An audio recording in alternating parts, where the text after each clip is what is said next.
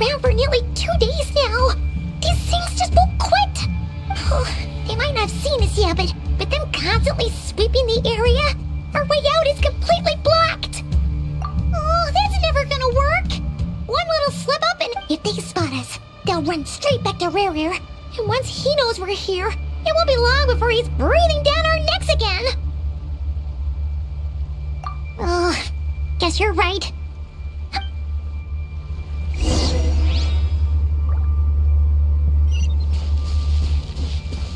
Quick, hide! We almost got spotted!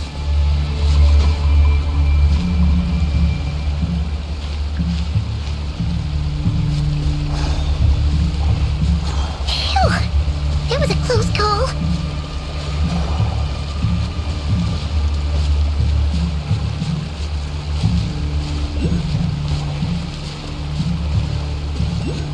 Watch out! It's coming this way!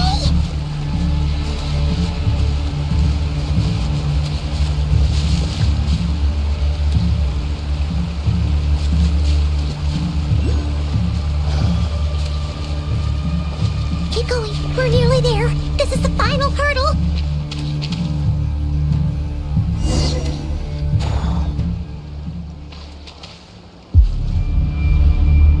Oh, there's no end to these things.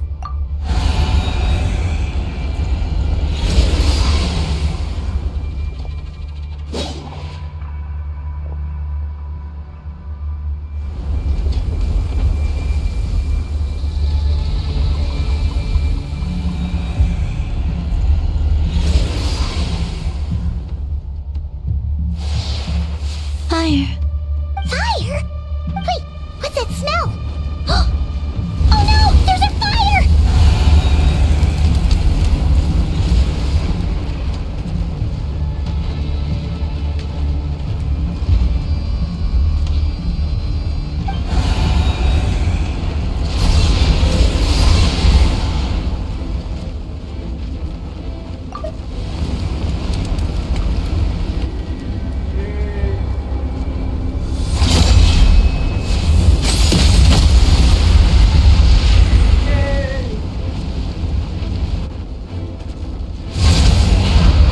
Sandrone was right. You look weak, Columbina. The old you would never have let such lowly creatures bar your way. Word has it that you did something for the Tsaritsa, and that's why you've lost most of your power. Freedom comes at a heavy price, doesn't it? It's Arlecchino! You came! Hello again, Columbina. And greetings, guests of the House of the Hearth. It's been a while, Arlecchino.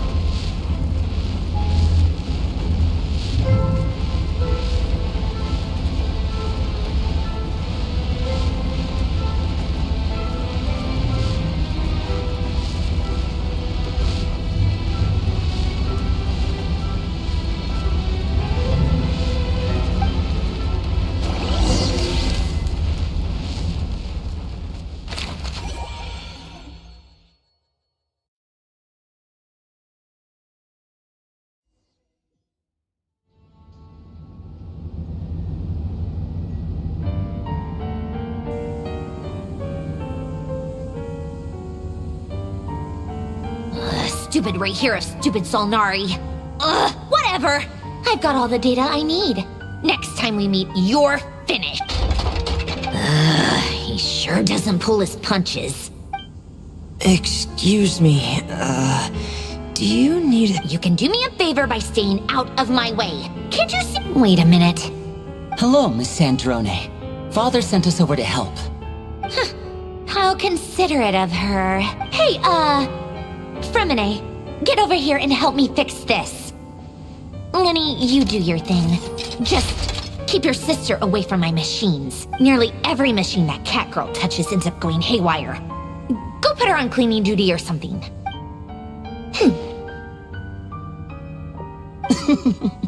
Then let's start downstairs. Fremine, we'll leave this place to you. You've got it. Wait a second. Pretty sure there's still some tea in the cupboard. If you want some, you'll have to make it yourselves. Yay.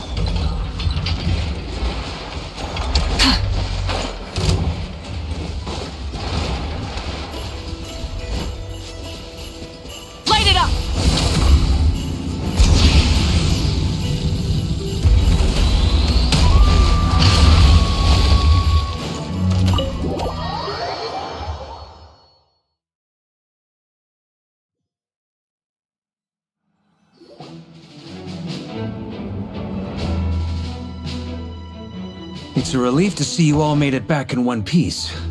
Huh? Feels like there's quite a few people missing. I returned ahead of them. Flinch is helping Aino and Anefa to set up the decoys and buy us some time. Boss is still wrapping things up on her end. She sent us back to fill you all in on the I see. But first, who do we have here? You brought someone else in to help? Greetings. I was invited here to help as a longtime Tea Party companion of Columbina's. You may call me Arlecchino. Surely it can't be. Those eyes. Oh, where have I seen them before? The only Arlecchino I know is the fourth of the Fatui Harbingers. So either you share a pretty uncommon name, or you're more than just a Tea Party buddy. You are well informed, Grandmaster. A man from Mondstadt living all the way out here in Nodcry, and yet the people and affairs of Snezhnaya seem to hold a special place in your heart.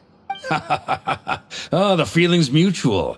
Sounds like you know all about... A Fatui Harbinger. The atmosphere in here just got really tense. Guess we can't just start trusting Fatui Harbingers, even at a time like this. I must admit, though, I'm a little curious. Seeing as the moon goddess no longer belongs to the Fatui, what makes you so willing to put your neck on the line here? Nor does Nodcry belong to Mondstadt, Mr. Varka. Yet still, you're fighting for it all the same. Things don't always have to have a tangible payoff.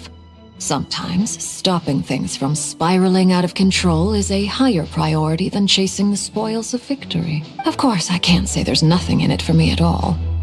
But that's between Columbina and myself.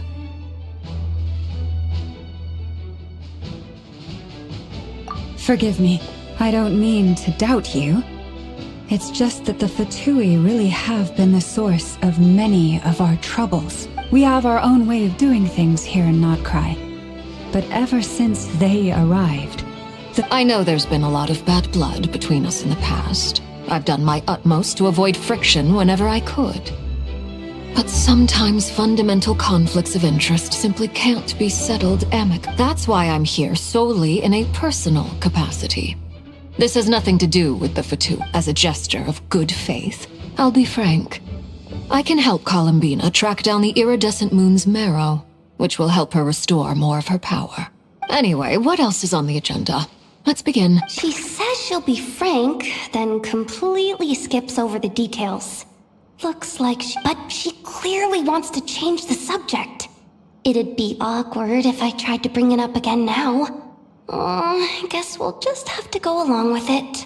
She's the fourth of the Fatui Harbingers after all. One look and you can tell she's not someone you'd want to mess with.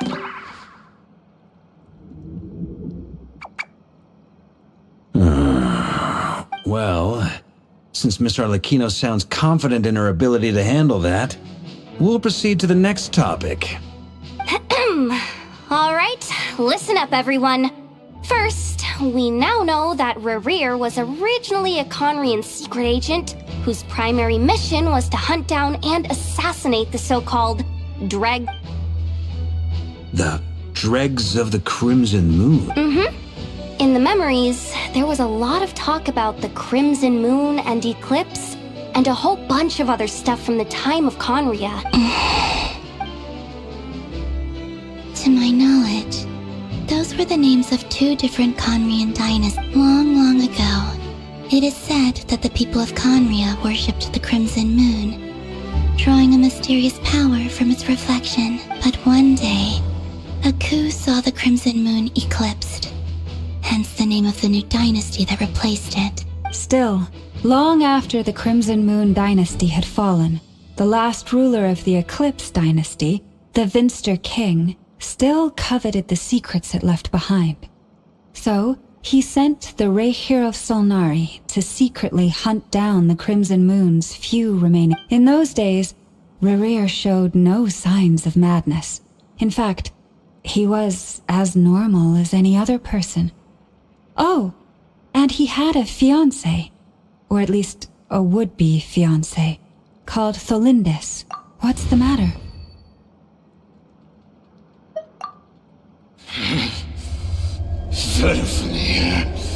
Brian daughter!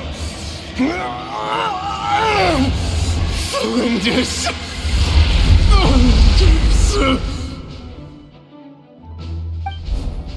Interesting.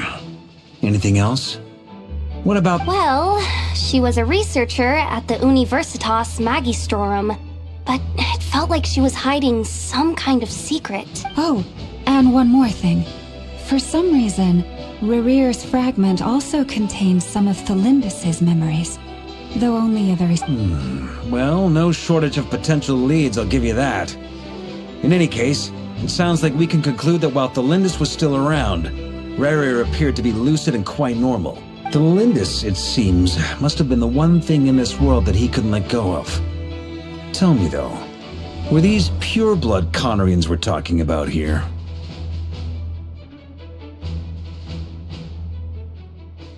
Why do you need to know that? Hold on. If she was a pure-blood Conrian... Oh yeah!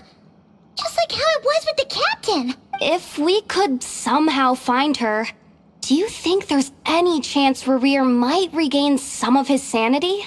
It's possible, but it would take a miracle. We can't pin all our hopes on that merchant who never knows, Dori Sangama Bay. Maybe we could hire her to look into it. Alright then.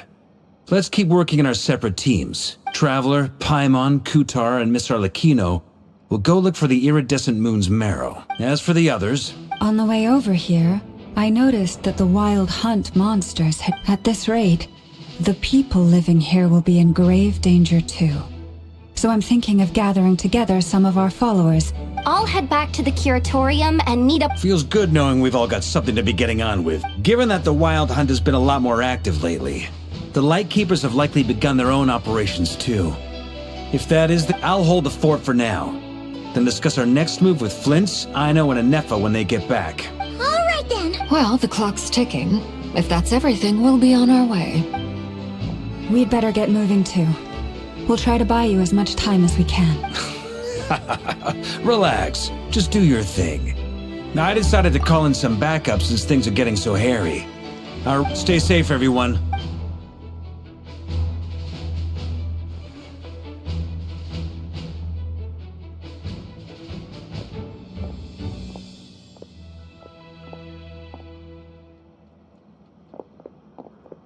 We're back. Did we get here a little early? Or a little late? A tad late. The others have already set off. To summarize, our resident moon goddess has found us a new ally, and Boss Nefer has uncovered some promising info. Everything going smoothly on your end? Not great. I don't know how long we can stall them for. The decoys, I'm gonna make some more later, but I need a timeout first. I'm so tired right now. Oh, right! Inefa, could you fill in Uncle Varka on what we just discussed? Sure. Uncle Varka, you previously told us about how when you went to investigate a source of the Wild Hunt in Amsvartnir, you discovered that it was just a diversion. But according to Flints' intel, several outbreaks of the Wild Hunt had already occurred in Notcry in the period leading up to that. That was before Rerear had regained his body, when he was far from regaining his full strength. In other words, in theory at least, he still lacked the means to act in two places at once. Flints, with everything that's been happening, the Lightkeepers across Notcry are rallying to fight back against the Wild Hunt. I know, I'm sure you're capable of coming up with something far more effective than decoys. But for now, you should stay here and get some rest. And Efa and I will head back over to Amsvartnir to see if there's anything I missed. I told you Uncle Varka would say that, didn't I? A deal's a deal. Not a word about my snack intake for the next week. Database updated. Reliability of Aino's predictions increased. What does that mean? They were betting on how you'd respond after hearing their intel. It's the obvious choice, isn't it? That's hardly worth betting on. We already decided that Anefa should go investigate the situation over at Amsvartnir on her own. You might as well stay here and keep... Someone needs to hang back and oversee our strategy meetings. And besides, you still haven't fully recovered. So I've ended up with the easiest assignment. Well...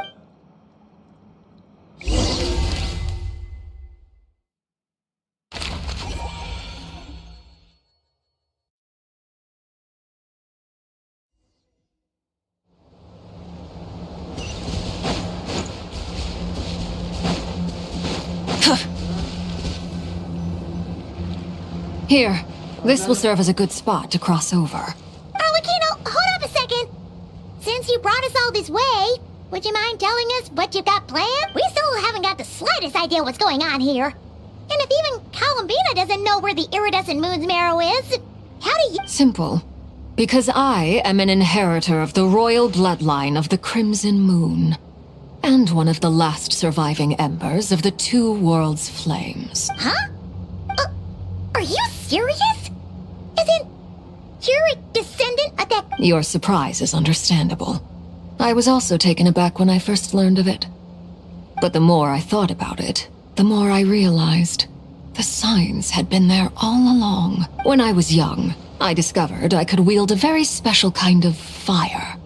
It coursed like blood through my veins and smoldered away inside my nerves. What's more, whenever I experienced strong bursts of emotion or drew too deeply on this power, it was like some kind of presence within the fire would begin to gnaw away at me, consuming me from the inside out. Exactly. That is why my hands are like this too. At first, I saw it only as a curse, but once I became a harbinger, the Jester apprised me of the truth. Together with my own investigations over the past few years, there are several things that, for instance, take the so-called Crimson Moon. In truth, it is nothing more than the shattered remnants of the iridescent moon, fused with the abyss to prolong its lifespan. Since this blood flame was bestowed upon me by the Crimson Moon, it is a fusion of the iridescent moon's former power and the corruption of the abyss. You all understand the nature of the abyss well enough. I draw upon its power, and in return, it hungers for my soul. This strange blackness is the mark of corruption it has left behind. If I recall correctly, you once told me that if the corruption ever made it to your heart, you'd become a completely different person. Yes, and that's the reason I'm always careful not to push my power too far. It's essentially a never-ending tug of war. Whew. Sounds intense. Anyway, the rest of my story can wait. Is there anything else about the Crimson Moon or the iridescent— Paimon has a question. So, the Crimson Moon that the Carians used to worship was actually the iridescent moon, right? Which was one of the three moon sisters. Does that mean that the Carians were to the Crimson Moon as the Frost Moon Scions are to the Frost Moon?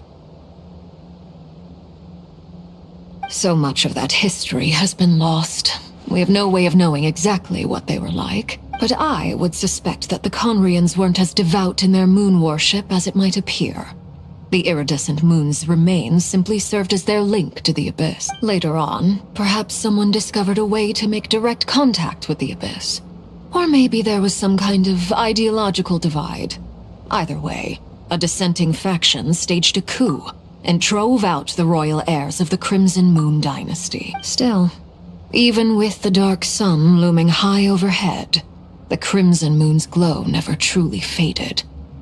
If you want living proof, it's standing right before you. The first time we met, I sensed something familiar in your presence. When I looked at you, I felt I could see that mysterious red moon in the corner of my eye. In your flames, I saw its broken image. Well, I appreciate that you kept it to yourself. Much about the Crimson Moon is still a mystery, and I'd prefer not to end up as the object of an insane research project. Anyway, time is against us here, so if there's any— I just want to make sure I've got one thing straight. In her letter, Sandrone mentioned that since you are unable to contain the iridescent moon's marrow yourself— That's right. For now, it's the only way I can pay you back for your help. The iridescent moon is already part of who you are. So with its marrow in your possession, you'll be even more powerful than before.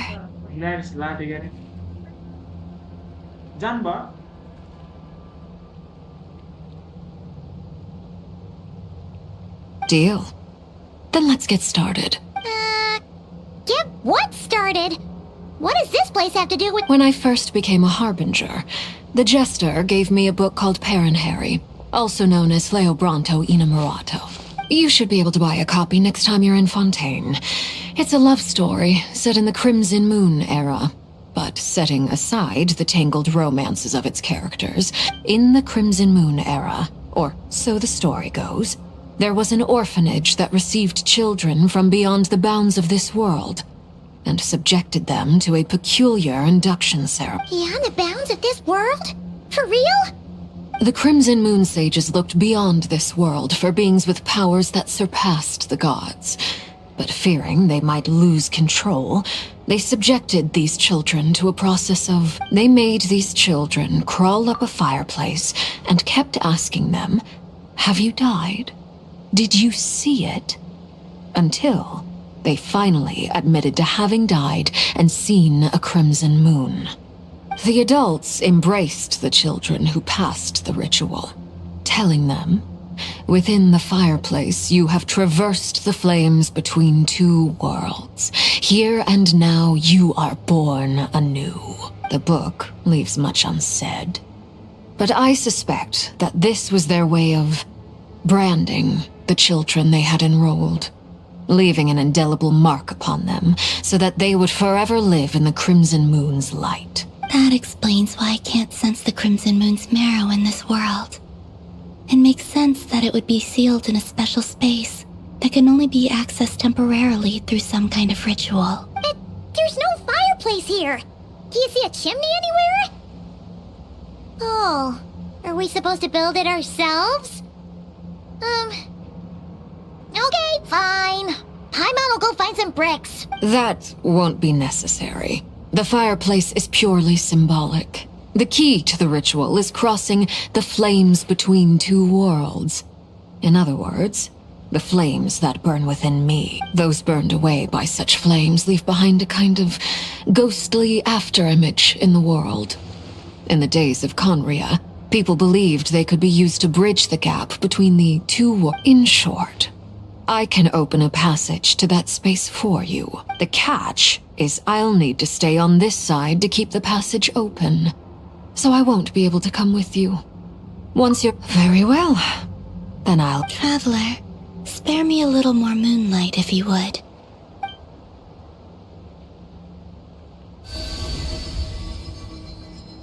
Thank you. I feel like I've recovered some of my strength now.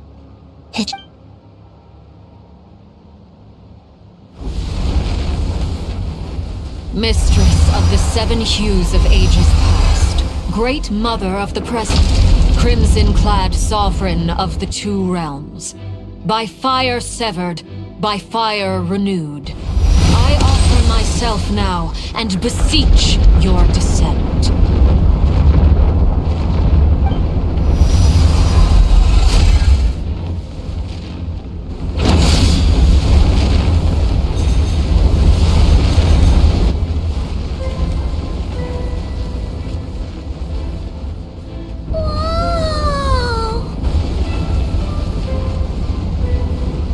One word of advice as you're crossing over. No matter what voices you hear. Got it. I sense a sinister gloom inside. I feel that I am about to meet an old friend who has changed beyond all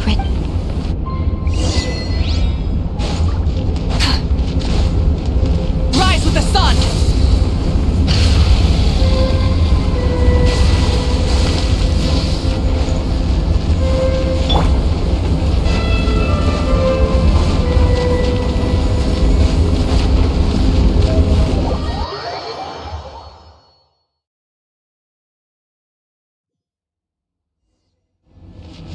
I sense your presence and crave you death and rebirth.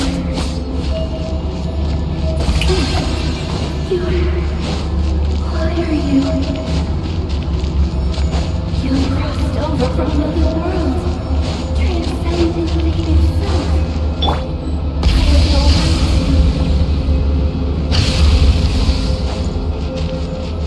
I have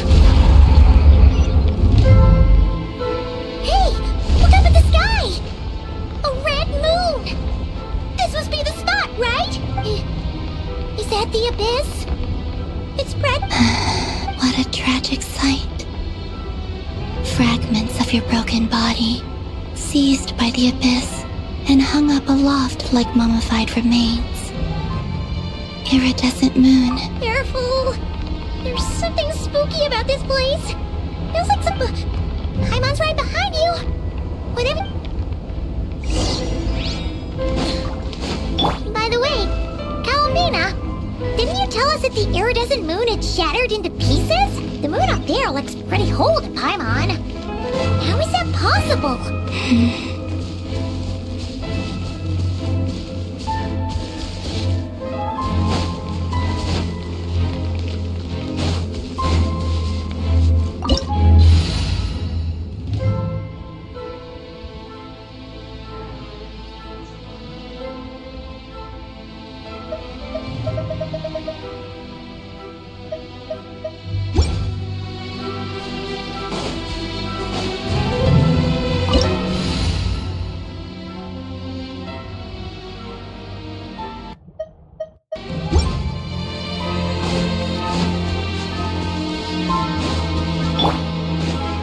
Illusion shattered! Shower me with praise!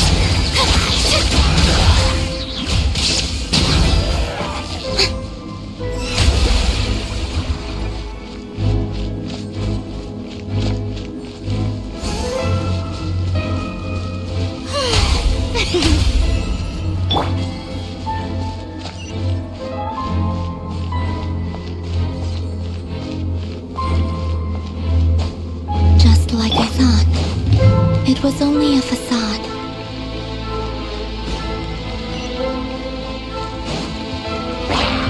May I Shine down! Settle down.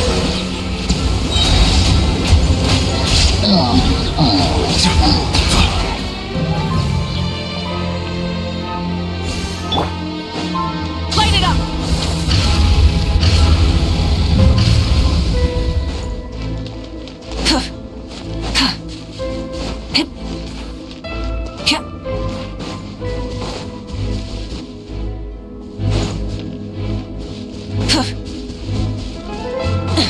Try and stop me!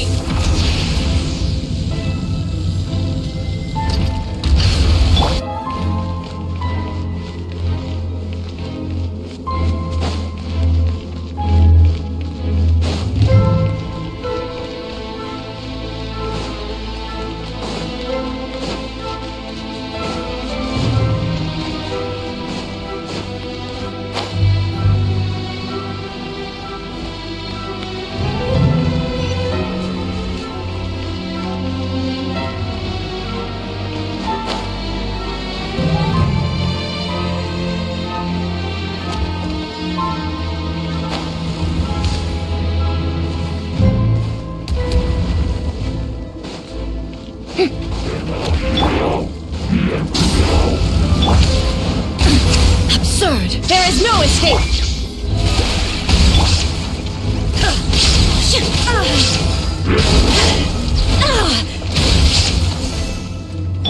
Silence!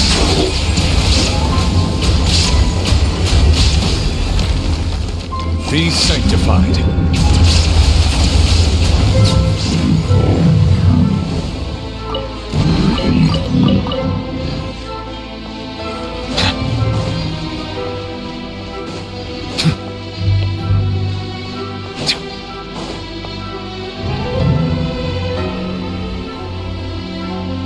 Huh?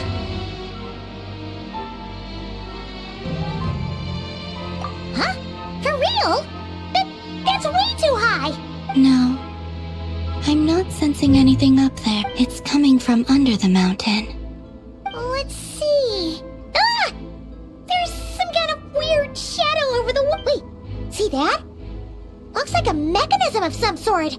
Let's check it out.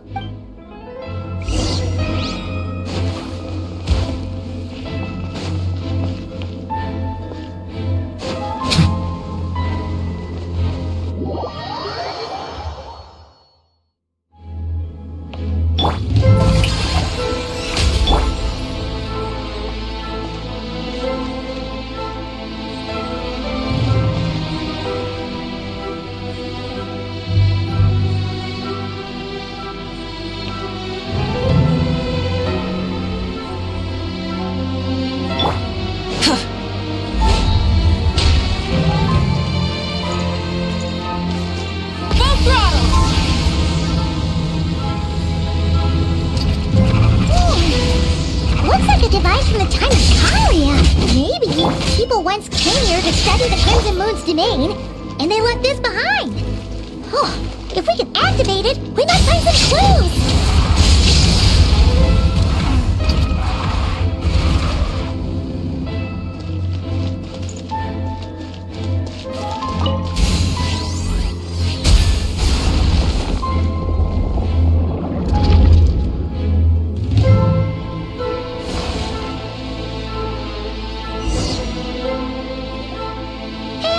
Look at that!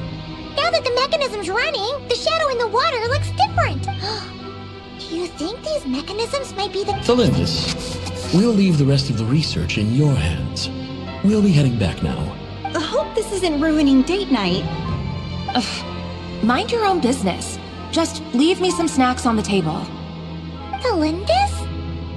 Is that Rerear's girlfriend? How come we're hearing her voice here? Oh yeah! So... The Abyss has made this space extremely unstable. Maybe that's why some of the things she said and did were preserved here. Like... Whenever I see this view, it takes waning moon. Oh, lifeless damsel, weeping on the mountain crest.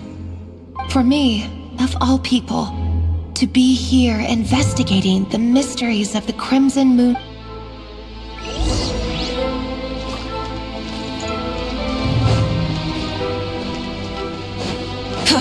Try and stop me! Illusion shattered! Oh, brilliant!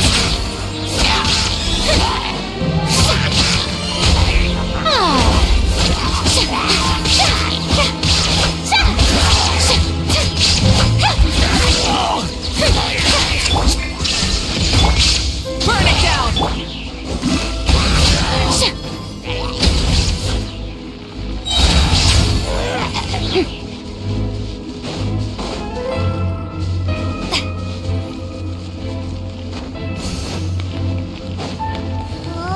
Looks like the Abyss has messed up this mechanism. We need to find a way to get it working again.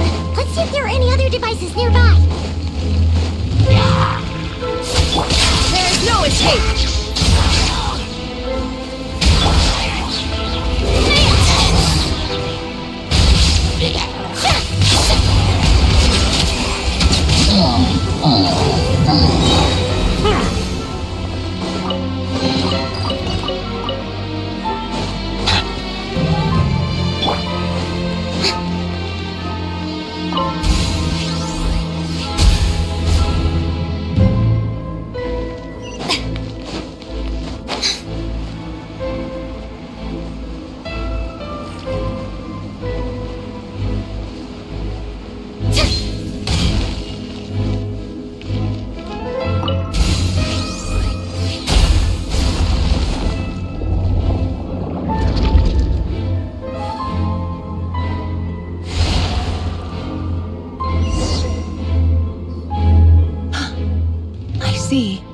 So the moon marrow, or rather the power of the 3 moons, is the key to unlocking... If it really does exist, then maybe this madness can finally be put to an end.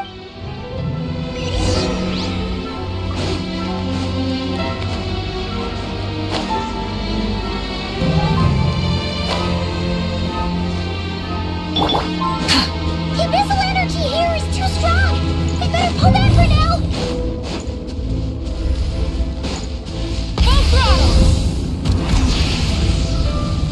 Take cover behind the rocks! With the Abyss inhibitors in place, I should be able to access the chamber with the moon marrow. Oh, Rerear, with every step you take, you're drifting further from what you truly desire. But you're not the root of the problem. Ever since that outsider set foot in Conria, the Vinster King has sunken deeper into madness. If only I could get my hands on that outsider.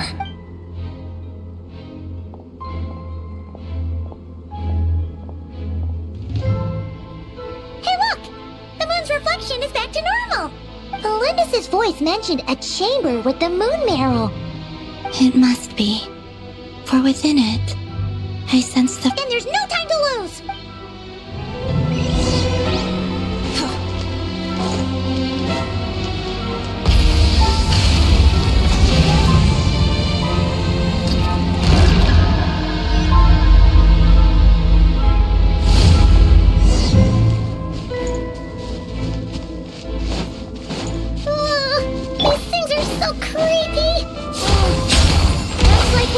destroy them if we want to get to the iridescent moon's mirror.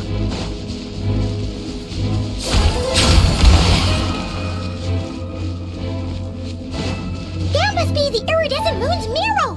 Oh, we'll need to destroy these things before we can reach it.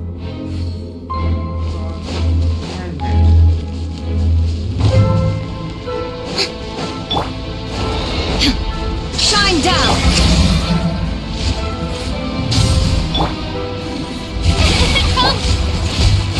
Bow your head.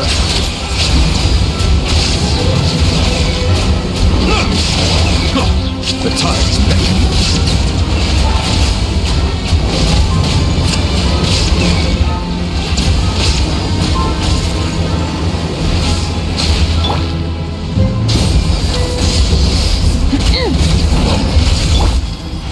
Silence! May I present? There is no escape!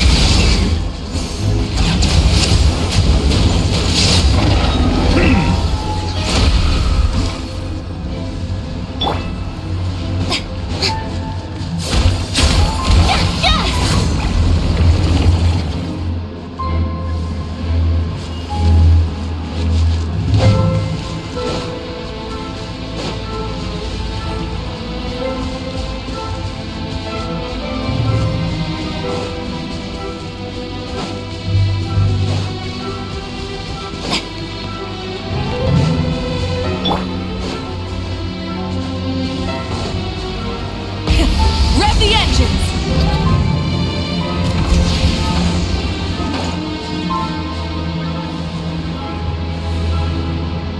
Try and stop me!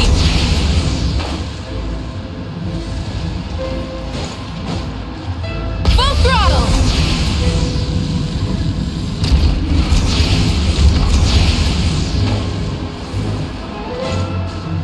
No more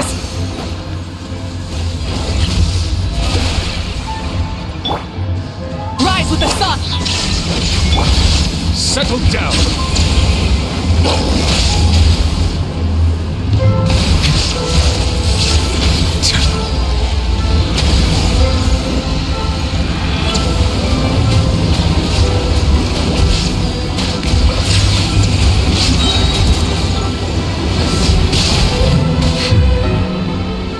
Be sanctified.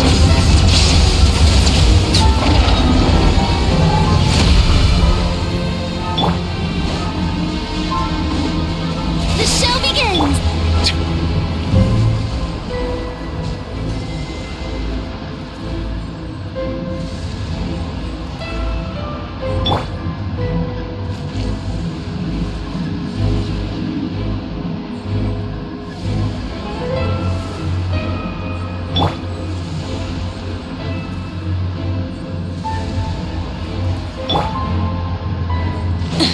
Try and stop me!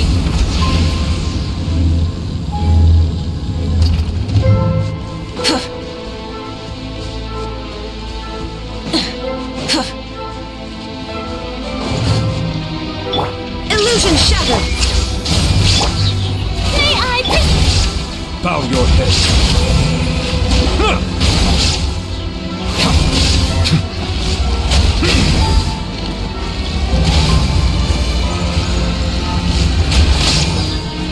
Settle down.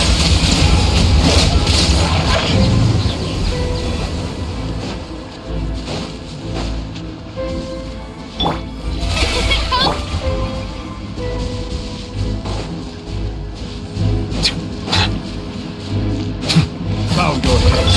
There is no escape! Light it up!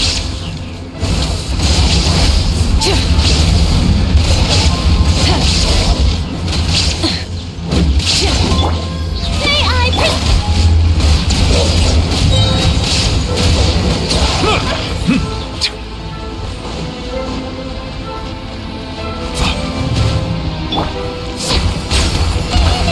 We're so close!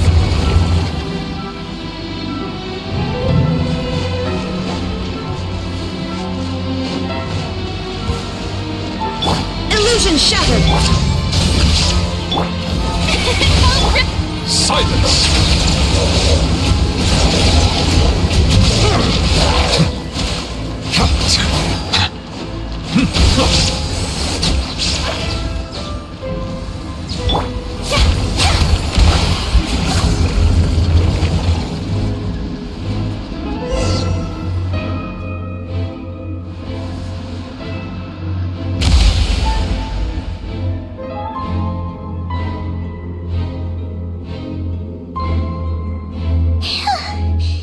The iridescent moon's marrow, still burning away like an undying flame, yet now contaminated by the abyss. If we can purify the abyssal power within, we should be able to obtain.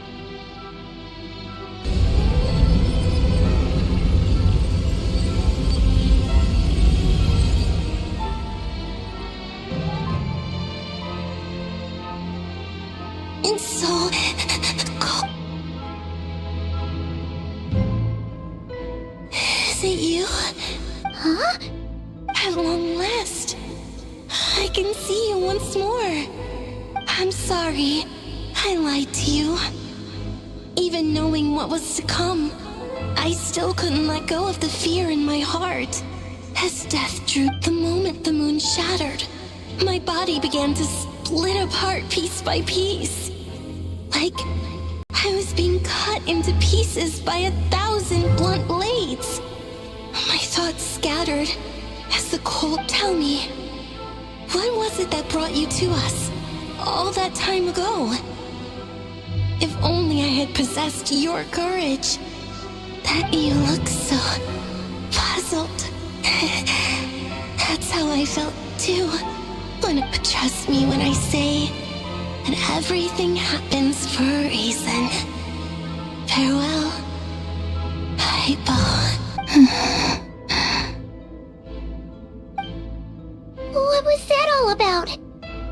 It sounded like she was speaking to a long-lost friend. But Perhaps she took me for the goddess of the frost moon she once knew. For a fading soul like hers, our auras must be too similar to tell apart. But anyway, we've got the iridescent moon's marrow now. Alright, time to leave this place and meet back up with Arlecchino.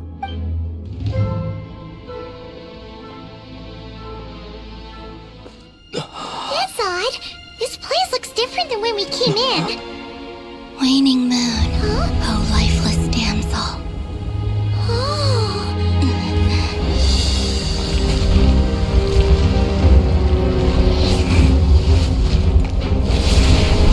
Hurry! The place is collapsing! It wants to trap us here. Who's it?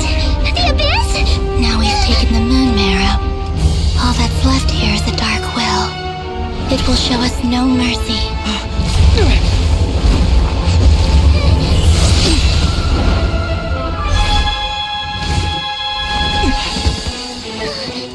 Give it back!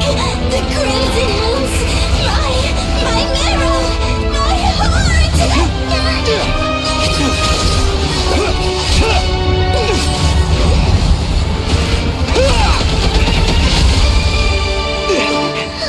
Finally! Huh? Oh no! The exit's blocked! They're back! Now what do we do? This is where you fall. Witness my rise. Hey, it's... What are you waiting for?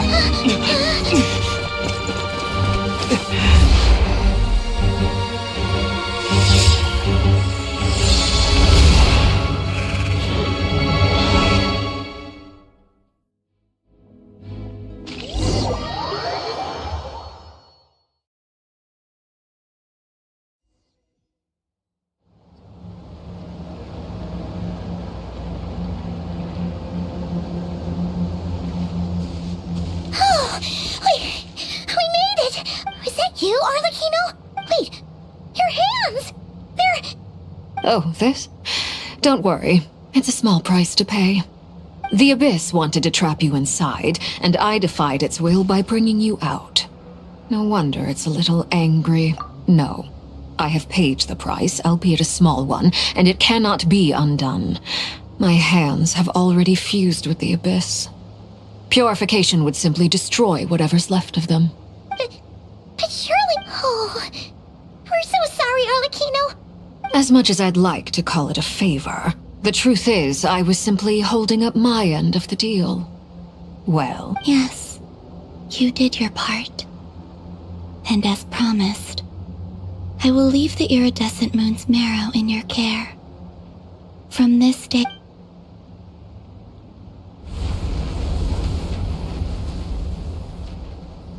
I'll take that as a blessing. Now, Columbina, give me...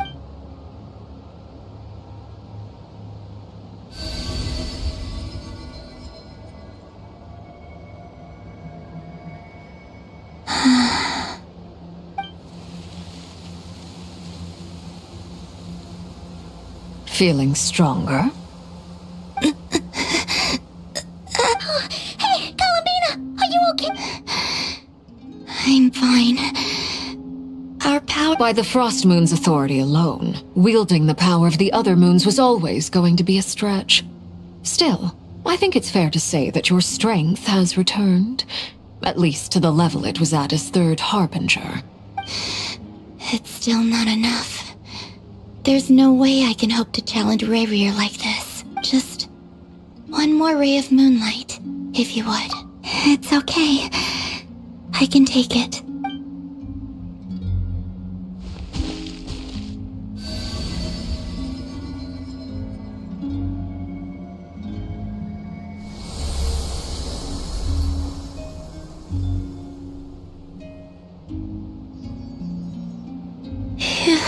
How about now? At the very least, I won't have to stay hidden like before. I want to see him gone from Not Cry. The ray here of Solnari and his wild hunt must be... Well, it's good to have something to aim for. You certainly seem more alive now than you did earlier. When I first met you, you didn't strike me as a ray of moonlight. More like a wisp of fog drifting in from who knows where, ready to scatter at the first sign of a breeze. But now, you're full of vitality. Just like the Frost Moon, once the brightest of them all. May you keep shining, Columbina. This. Thank you. Look after yourself too, Arlecchino. I know you have plans of your own, but whatever you're after, don't let the Abyss take a hold of you. I do not wish to see you go down the same path as Rarier. I appreciate the concern, Columbina. A new name? Kutar, the Moon Maiden, Columbina. They're nothing more than code names. They describe who she is and the roles she's played, but they're not her real name. We often use code names in the House of the Hearth, too. But it's knowing your real name that keeps you grounded. All I'll say is this. Once you've defeated Rarier... All right, that's it from me. I'll get you back safely first, then go meet up with Sandro. You're the best! I appreciate the gesture. It speaks to your good character. Anyway.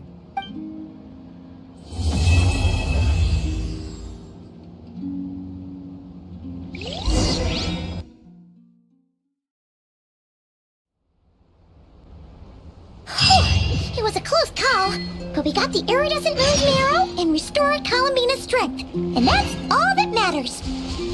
In other words...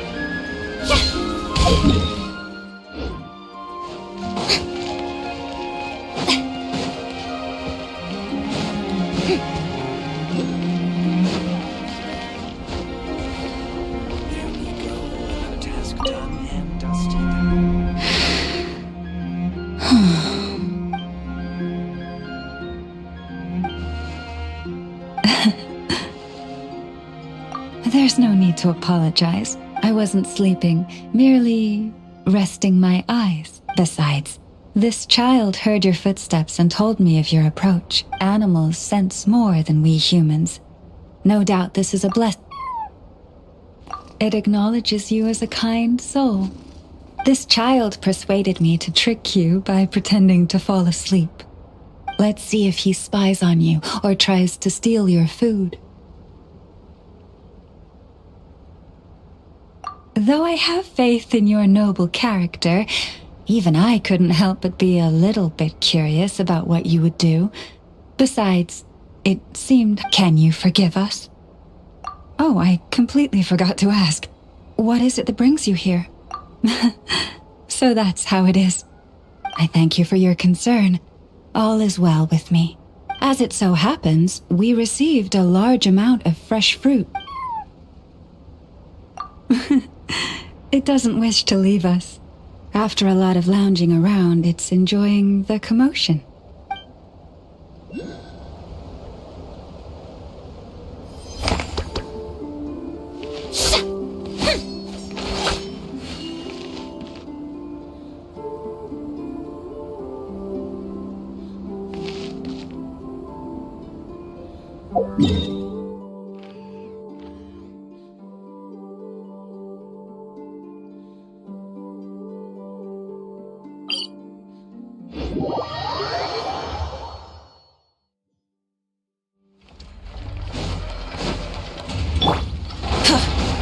Rise with the sun!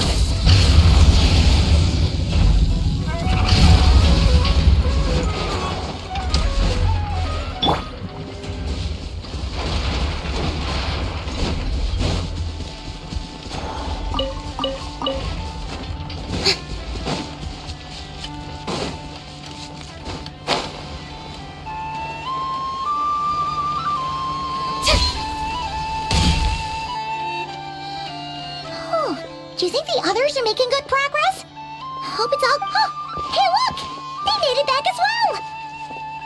Flintz! Llama! All is well, thank you. Nefer and Yehuda had to stay at the cure... I ran into Miss Anefa and Miss Aino on the way back. Their work is still in progress, so... You seem rather cheerful today, Mr. Flintz. I certainly am. I achieved what I set out to do and came away with more than I bargained for. Fighting alone can get quite tedious, but I had the good fortune to run into a pair of brave young warriors. We meet again. How have you been? Albedo! What are you doing here? Thankfully, tracking you down turned out to be a lot simpler than we envisaged. These two courageously lent me a hand while I was fighting the Wild Hunt. When they told me they were Servarka's colleagues, it all made sense. And given how people of outstanding talent tend to cross paths, it's no wonder you're already acquainted. So? Who's your travel buddy, Albedo? Why don't you come and introduce yourself?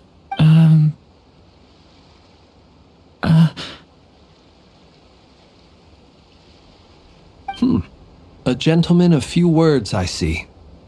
And a rather stern countenance. It's nice to meet you. Again.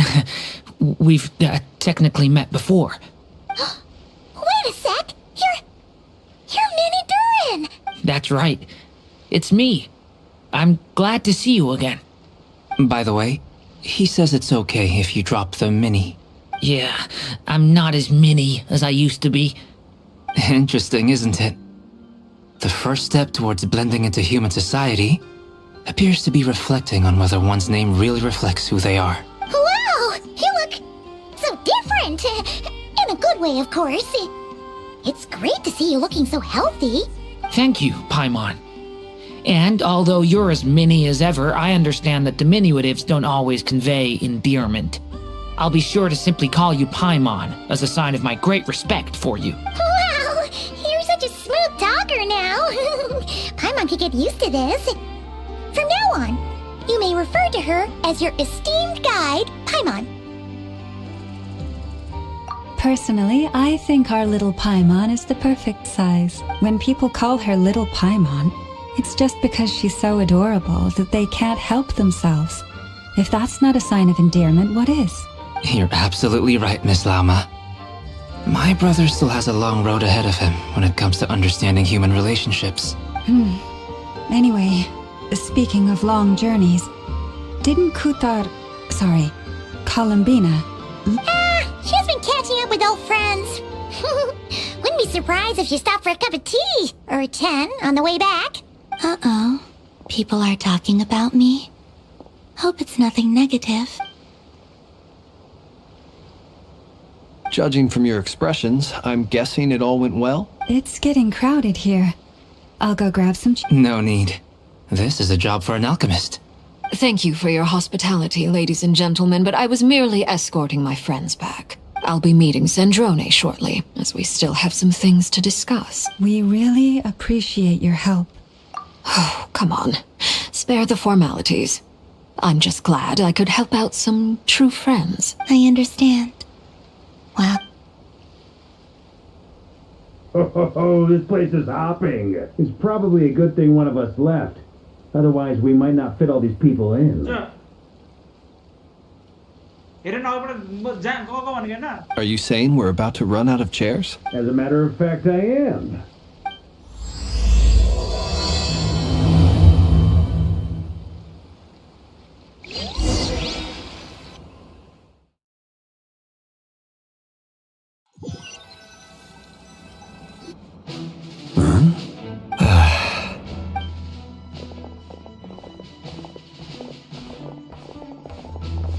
I overheard your little chit-chat outside, by the way.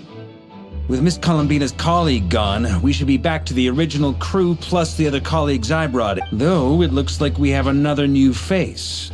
Someone else managed to rope in a colleague too? Frankly, you and Paimon are the only people I know here.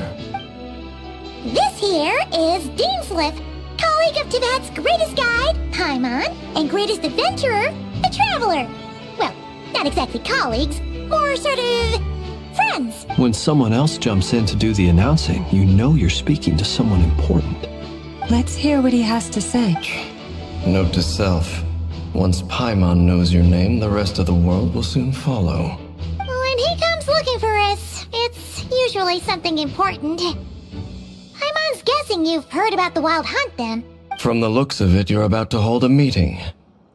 If I were to say that the Wild Hunt is our mutual enemy... As the saying goes, the enemy of my enemy is my friend.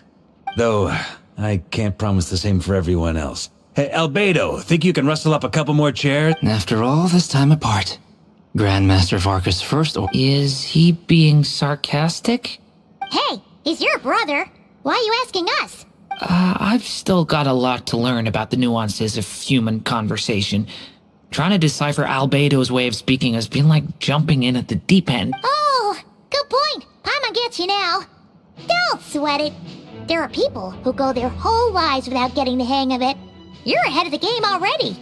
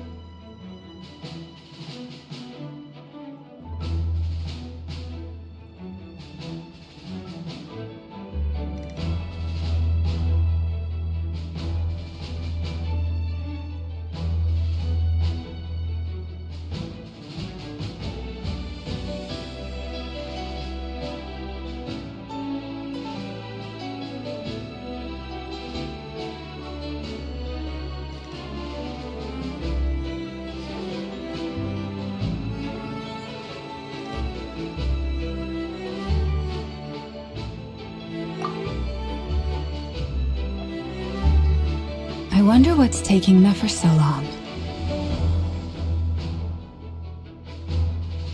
Perhaps you should go and check in with her. If anyone can hurry her along, it's you. I just got back from the curatorium. Besides, aren't you curious to see what's taking her so long? Miss Nefer doesn't strike me as the type to share secrets. And since gathering intel is her specialty, I'm guessing she'd prefer to keep her methods confidential. Under such circumstances, would it not be tactless for me to impose? Oh, but it's fine for me to impose. What can I say? You have an unrivaled ability to garner people's affection, Miss Moonchanter. Besides, you have far more in common with her than I do. All right then. Impressive. She barely fought back at all. I admire your powers of persuasion, my friend. As I'm sure Miss Lauma will realize soon enough, the trick in life is to always pitch in with other people's responsibilities so that you can be selective with your own.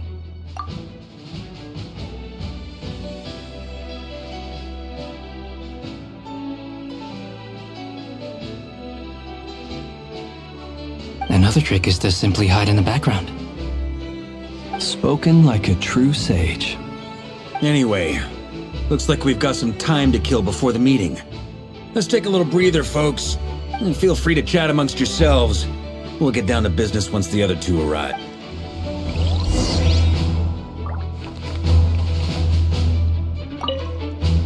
You're both awfully quiet. Why don't I start us off with an icebreaker? Much obliged. Have either of you ever had your portrait painted? If not, I'd be glad to help. That sounds like a lovely idea. You know how... I dabble occasionally. He's an excellent painter. Tables, chairs, people... I'm flattered. If I ever get the chance, I'll bear that in mind. Anyway, how about you, Durin? Oh, I'd be whatever style feels best to you. Very well. You can replicate any style I want? I can try, if you show me a... Thank you.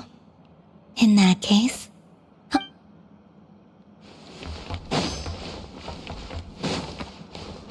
Is there something you'd like to say to me? Yeah! For starters, why'd you just show up here without even giving us a heads up? If you think back to our previous interactions, you may recall that that's hardly out of character for me. You do have a point there. Oh yeah!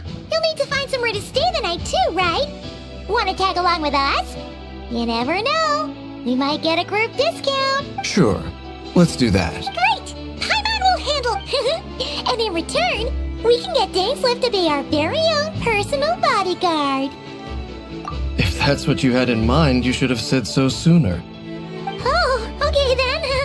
Paimon was only kidding, but anyway, since we're all here together, we might as well watch each other's backs. That's just what friends do, right? Indeed. Thank you.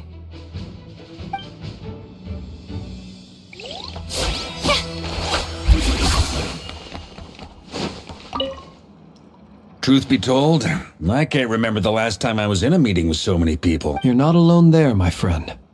The Lightkeepers also struggle to bring everyone together for a serious discussion. I don't doubt that. I've only ever met two Ratniki, one being you, and the other being that young guy, Eatlua. Eatlua is a good apple. I'll give him that. He's kind, honest, and regularly delivers supplies to my lighthouse. A true Ratnik to the core. In that sense, he puts me to shame. So you're what? A fake Ratnik? That's what it sounds like you're saying. But I get the feeling that's not quite what you meant. Come on, why the awkward silence? Sorry. I'm not even gonna bother trying to hide it. You've known all along, haven't you, my friend? Now that was an awkward silence. Let's just keep this between ourselves. Probably best if he... That goes without saying. Gotta be careful what you share with youngsters, after all. Anyone else in the know? Let me get... It's dangerous being too sharp for one's own good, you know. Then, in the name of the Animo Archon Barbados himself, I swear. When we went for drinks, you said that you and Barbados were practically best buds. In the light of that claim, do you really expect me to take your oath seriously? Of course. Just as long as you don't go spreading around the fact that I'm close with Barbados, all right? Fair enough, then. Nothing like a bit of mutual leverage to seal the bonds of... ปัดมาก็นั่นบอกก็อันนอกแหละเอากินเนื้อคันเกิดแล้วโทษที่คันจอดแล้วแก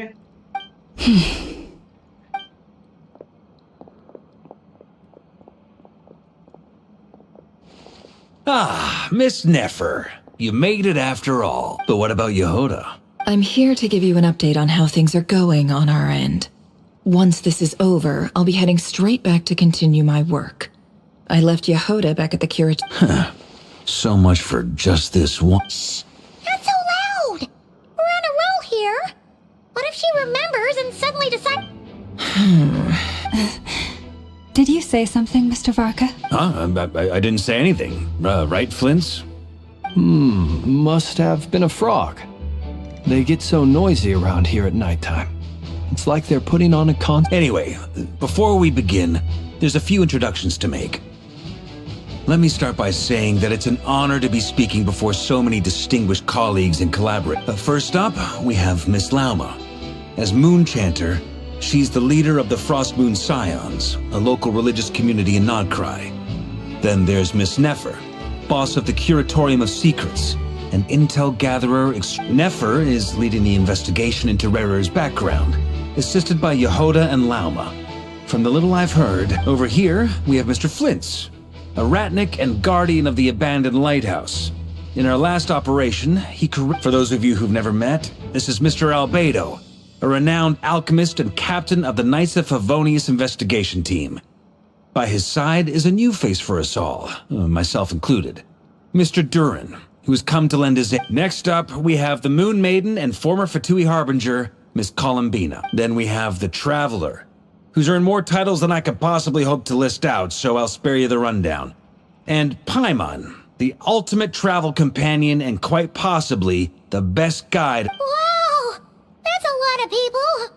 Great turnout! Miss Nefer, it looks like you might have another job coming your way, so, congratulations on the booming business, I guess. You think I haven't got enough on my hands as it is? Who's looking for me now? That would be me, Miss Nefer. I have a commission for you. And you are? Who I am doesn't matter right now. What does matter is that I'd like you to gather more intelligence about the Well, it's not as if we never take on anonymous commissions. But in your case, I'll have to decline. I'm gonna take a wild guess and say your job's probably more hassle than it's worth. Something about you seems like bad news. It's my eyes, isn't it? Conrian, I assume. And what's with the mask? Are you trying to hide your identity? In any case, the fact that you're even still alive raises an awful lot of questions for me. My name is Dainsleif. And yes, I am from Conria. As I'm sure you're aware, the Raker of Solna— Really? Then you must have been quite an influential figure yourself. You flatter me, but none of that matters anymore. My point was simply to clarify why I— So you're both from Conria, and it sounds like you used to be friends? What am I missing here? Surely you already know how he became one of the five— I'll tell you everything I know. The history of Conria, the names and identities of the five sinners. I have never spoken openly of this before. But the truth was exactly as people say. The five sinners were each driven by their own desires, and it was by playing upon these that the Abyss tempted them to their fall, tearing Conria apart in the process. The visionary, Vedifenir, who wished to foretell the future. The gold, Rhindaughter, who desired to create life. The foul, Surtalod, and last but not least, Raker of Solnari, Rerir, Ravager of the Moon. Of the five, Rerir is the only one who remains a mystery to me. He never harbored grand ambitions, So what changed in the space of a single night? How did he come to fall like the others? In other words, you're saying that his change came as a shock to you, and you have no idea. That's right. You mentioned how the Abyss tempted them, which led to their fall. But what did that look like in practice? And what other context can you give me about the events of that time? The more detail you can give me, the better. Strangely, now that it comes to it, I hardly know where to begin.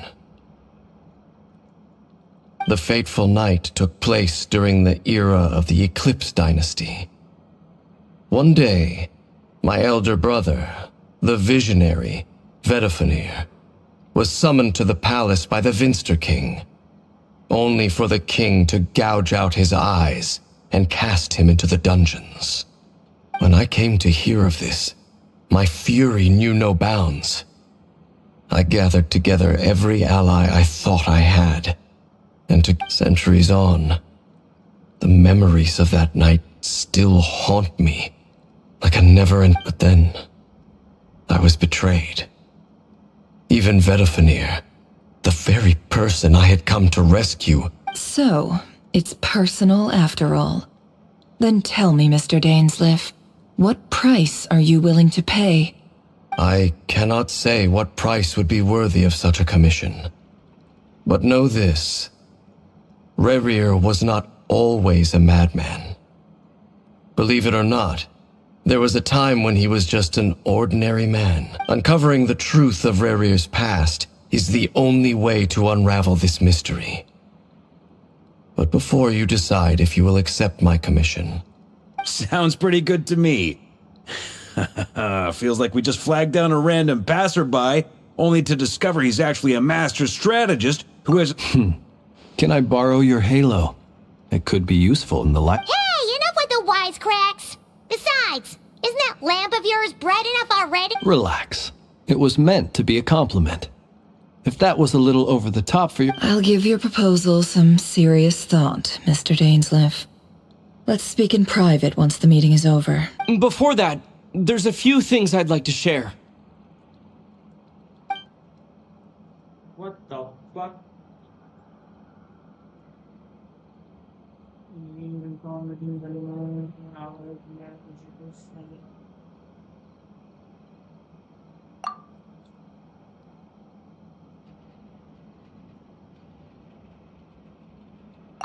Now that we've united the hearts of the three moons, your power should be greatly enhanced. I believe it will take a little longer. You've done so much for me, so I want to be completely honest with you all. Even though I'm doing a lot better now, from the moment I was born, my power has been slowly ebbing away. And that is because Tevat has never accepted me. Even with the moons united as one, it seems, so far, I have yet to find a solution. It may turn out to be a problem that will plague me until the day I finally... Even so, I will do everything in my power to help you drive out the Reihir of Solnari. As Arlecchino put it, this is not about chasing the spoils of victory. Kutar. Defeating the Reihir of Solnari will be no easy task. While my strength slowly recovers, we'll also need to gather... Naturally. We should take all the help we can... We've considered several viable plans now. But our choice hinges on the answers to a few key... Is it even possible to kill Rerir? What experience has shaped the person or monster he became? And what's he... Given Albedo's expertise in alchemy, I think we should leave him to try and answer the first of these questions. Understood. As for the other two, I'm afraid we'll have to count on you again, Miss Nefer. Believe me when I say it's not my wish to burden you. So you're placing all your hopes on me, huh?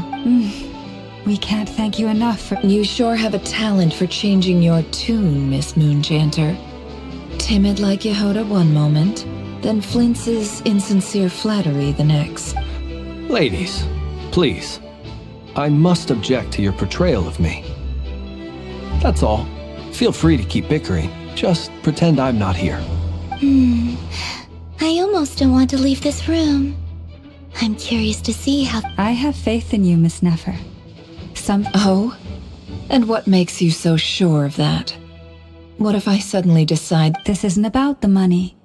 I can sense that you've got a deep-seated Look at them getting along so well. And I'm the one they accuse of insincere flattery.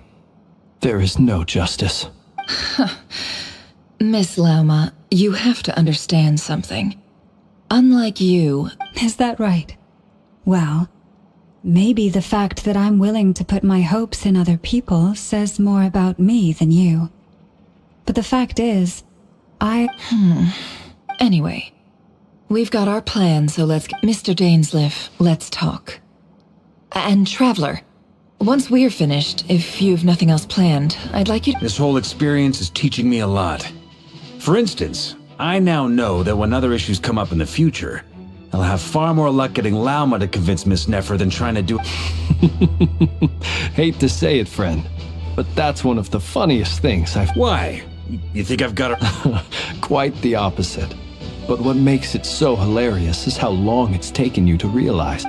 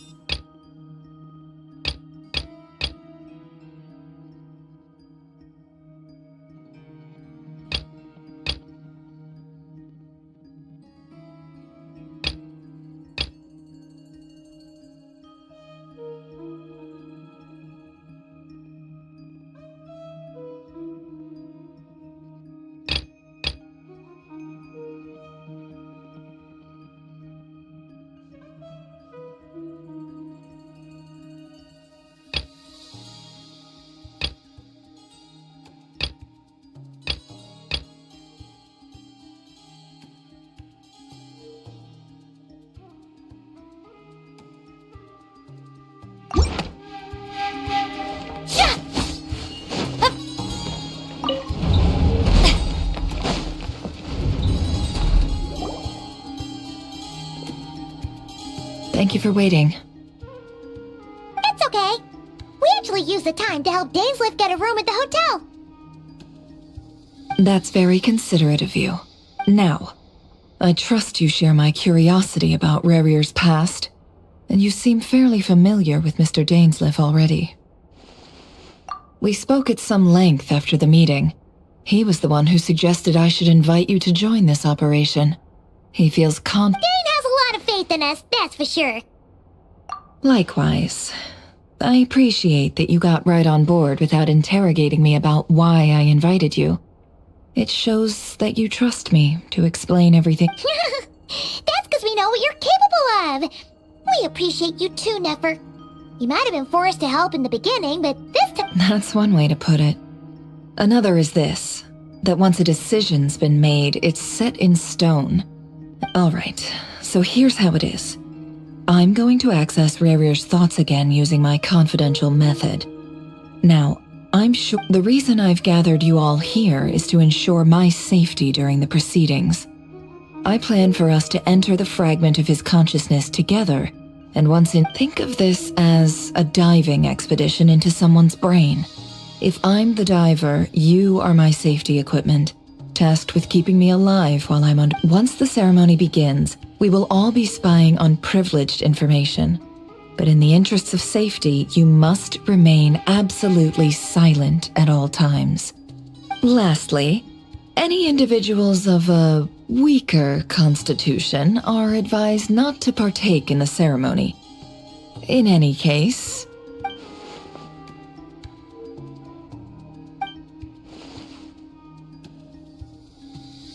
Well, good luck, everyone. Sounds like all Paimon everyone can do is cross her fingers and root for you guys. There's a little more to it than that. I was being serious when I said you have a job to do. While the rest of us are inside Rarir's mind, it's imperative that we have a team member. In the event that something goes wrong, you will be our first responder. I don't anticipate any issues, but the extra level of... I second that. This is a dangerous operation here, and you're our whole rescue team. That's pretty much the most important... So, Paimon's like... Good. Please, take a seat.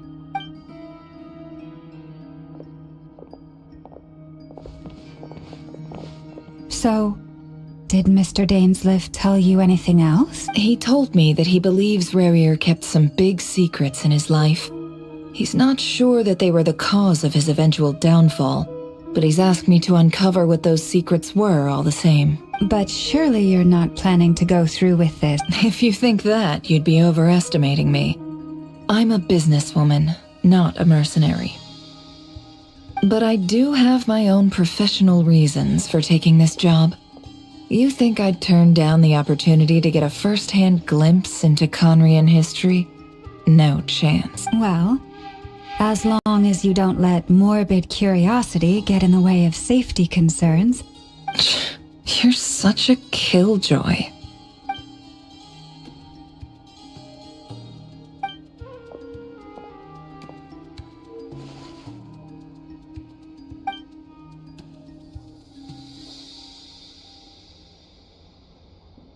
All right, I'm good to go. All set over here too. Promise, Paimon, you'll be extra careful. All right. Let your whole body relax. But close your eyes.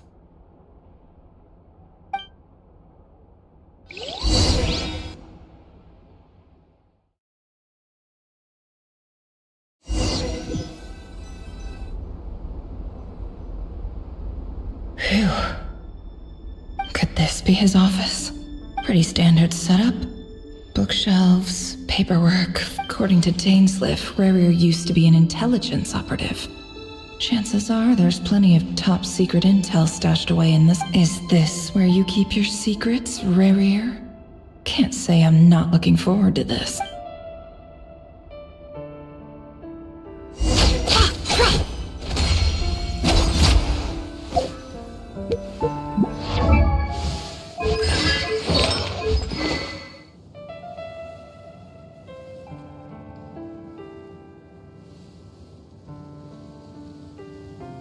What the f... What is this?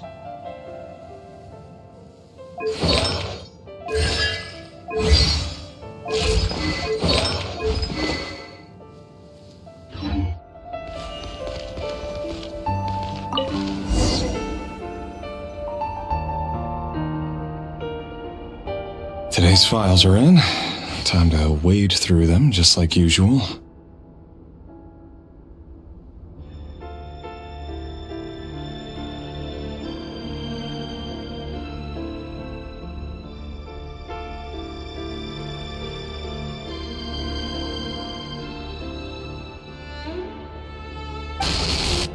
Male, 51. Occupation, cook. Confirmed Crimson Moon descendant. Has maintained frequent contact with other descendants over the past year. Poses a threat to the dynasty. Neutralized.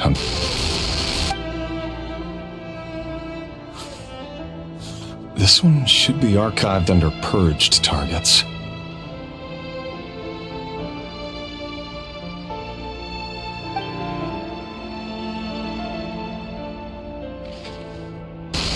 Female, 23. Occupation, office clerk. Confirmed Crimson Moon descendant. Has maintained frequent contact with other descendants over the past year. Poses a threat to the dynasty. Neutralized. Another one for purged targets.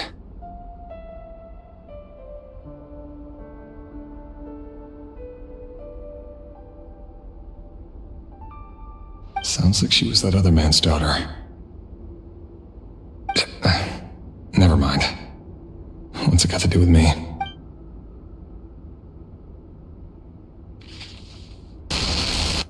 Male, 40.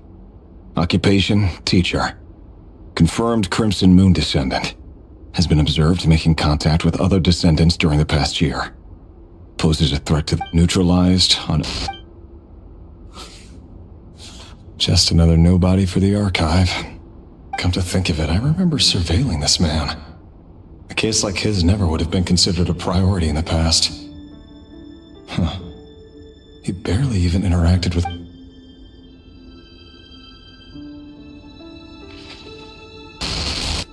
Female, 16. Occupation, none. Orphan and confirmed Crimson Moon descendant. Has been observed making contact with other descendants during the past year. Neutralized on... God damn. Filed. I have no recollection of this girl. None whatsoever.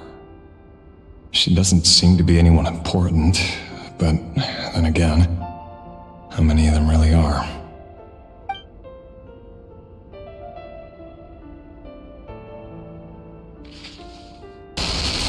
Female, 13. Occupation, none. Orphan and confirmed Crimson Moon descendant. Has been observed making contact with other descendants during the past year. Poses a threat to the dynasty.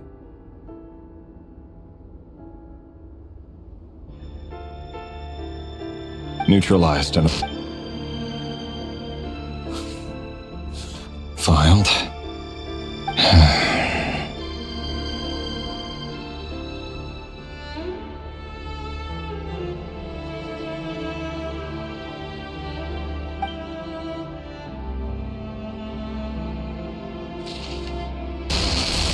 Male, 11. Occupation, none. Orphan and confirmed Crimson Moon descendant. Has not been observed, neutralized, and...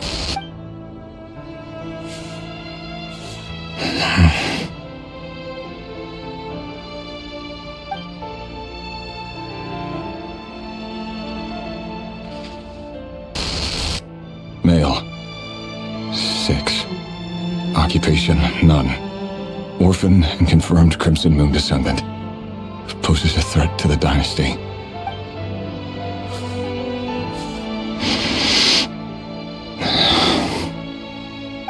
It's funny, isn't it? Your job is becoming both harder and easier at the same time, depending on how you look at it. Sooner or later, the Crimson Moon descendants will be completely wiped out. But as their numbers dwindle, they become harder and harder to track down.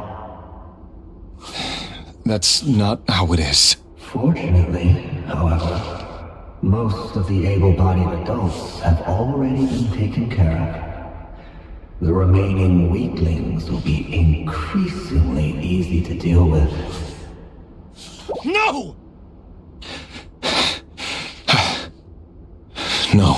My job is to ensure the survival of the Eclipse Dynasty. And the only way to do that is by eliminating any and all potential threats. It's a perfectly legitimate line of work. Every single one of my colleagues can attest to my fairness. And if my friends were aware of the facts, I know they'd back me up too. Assuming, of course, that they were aware of all the facts.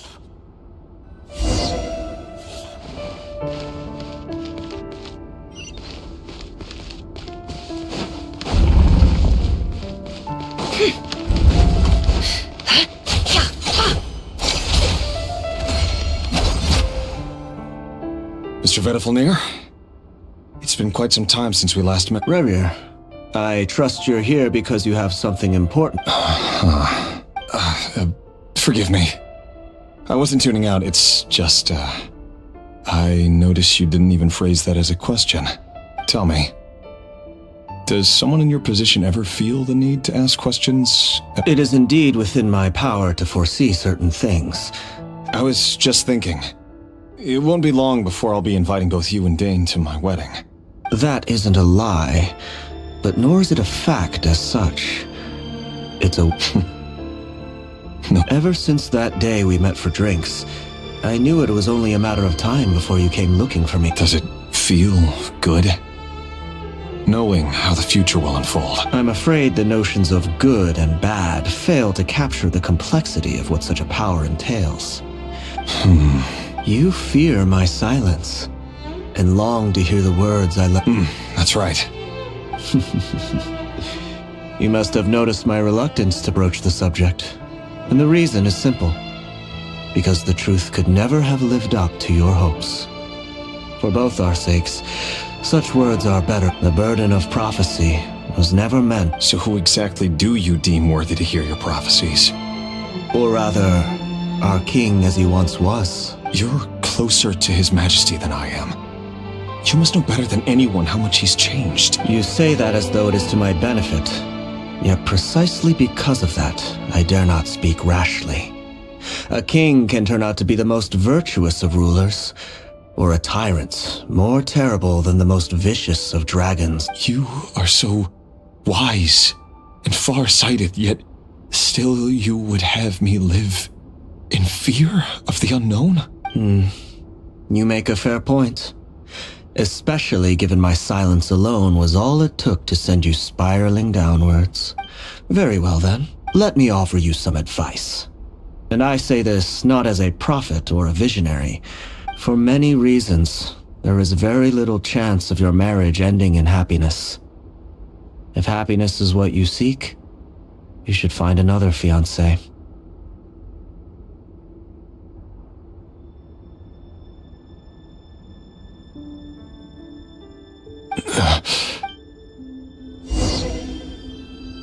Hold on.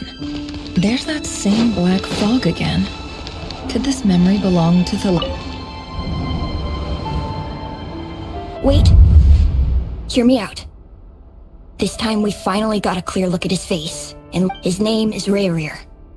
And he claims to be one of the king's guards. What did he... A cruel irony, isn't it? The man you're set to marry leads a double life as a brutal execution. Why are you telling me all... Simple. It's because I want you to kill him. You are the only person... No, absolutely not. I would never dream of... So you'll just stand by and watch him slaughter us to the last. Do not forget that the blood of the Crimson Moon flows in your veins too. The blood of the Crimson Moon? What does that matter now? You think that alone is reason enough for me to throw away everything I have? Why wouldn't it be? You too were once a child of the Crimson Moon, just like me. Don't tell me you've never felt so much as a flicker of fury for the way we were trampled into the dust. As long as you promise to abandon this pipe dream of restoring your dynasty, I can try to persuade him.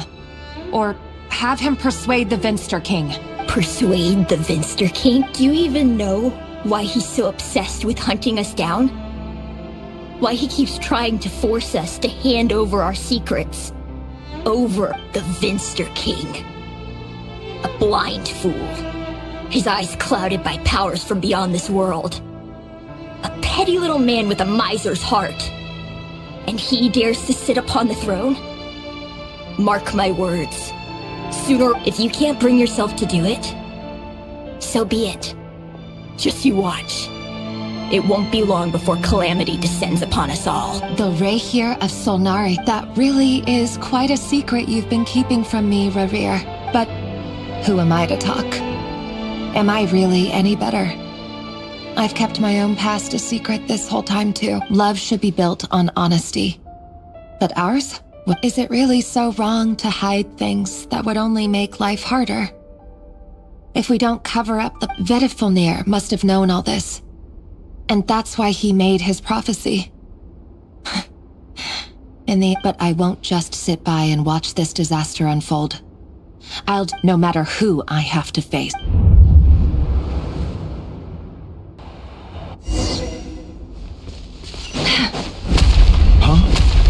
Was that Rayrir who just walked past the window? Doesn't it give you the chills that he still takes the same road to work every day? As if nothing ever happened. Those people at the deli. Enough already.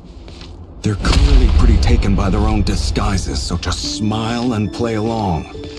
Pull the rug from under beasts like that, and you'll risk having your throat torn out. Deli.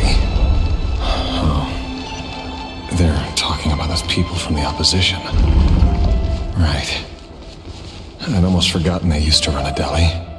People of no consequence always vanish so easily.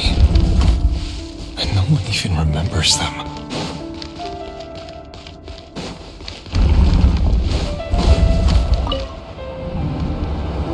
But surely you can see he's not the man he pretends to be.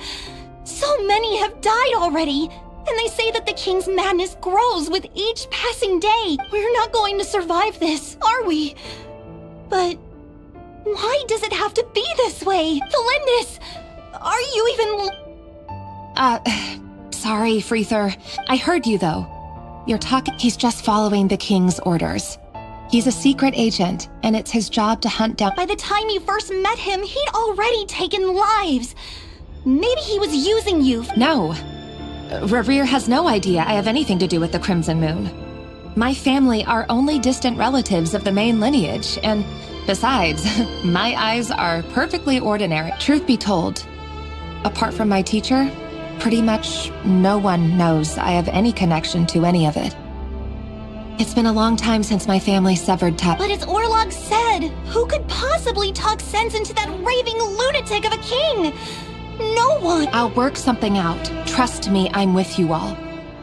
But for now, you need to keep yourself... Don't forget that Rerir is an Eclipse operative. You need to be extra careful. For now, don't come looking for me. And if anything happens to me... If even you can't escape this, what hope do the rest of us have? But after all this time together... I won't speak in his defense. Nor can I give you a clear answer to that question. Here, hold on to this. If an opportunity to escape presents itself, take it. You'll be glad you took some spare change. You call that change? I've got a job, and there's still money coming in. But you can't go anywhere right now.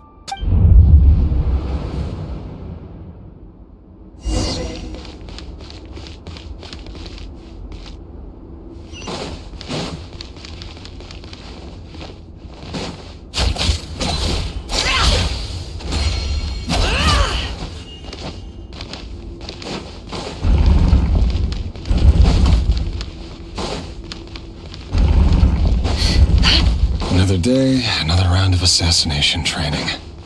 Training ground is just beyond this hidden passageway. When you kill a person, doesn't it bother you when you end up covered in their blood?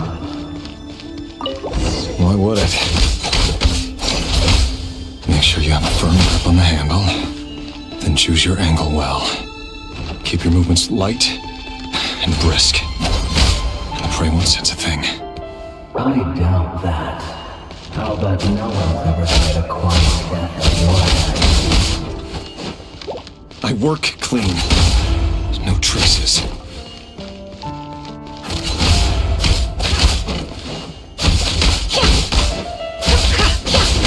That doesn't make it open and above board, though. The king just happens to think right now. What if somebody doesn't? That won't happen. He's changed. Ever since he fell under the spell of that beginning, he only had you take out a handful of ability.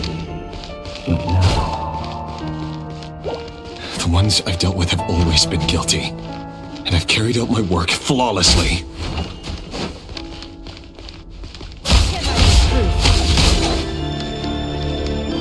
It all adds up.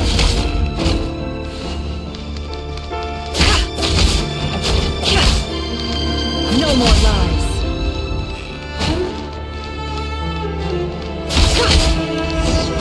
You know why Felindis didn't accept your proposal, don't you? Well, it's because he didn't trust you. Something else.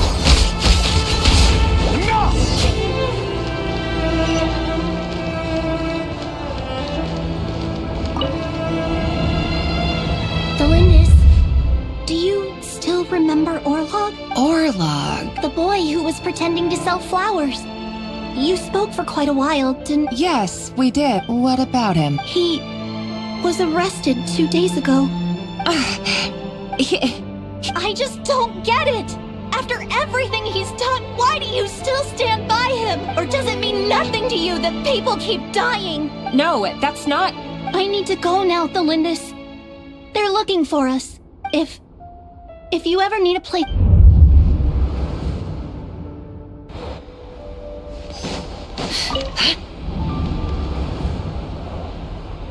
Author Thelindis. Over the course of this week, the research object was subjected to interference for a total of 47 hours for experimental. All subjects of observation that were sent inside have now... No progress whatsoever. What now? Things are getting worse by the day. I have to find a way or we'll... But... If all this research comes to nothing, what then? Sooner or later, it'll be my neck on the line. But could he really bring himself to kill me? No. Surely he wouldn't have the heart.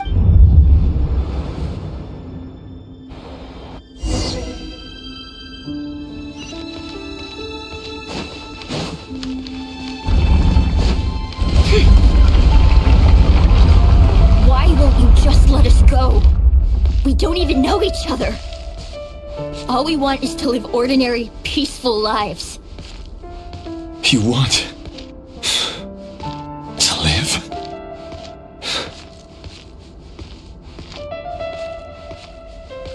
Yes. I just want to go on living. Is that really such an unforgivable crime?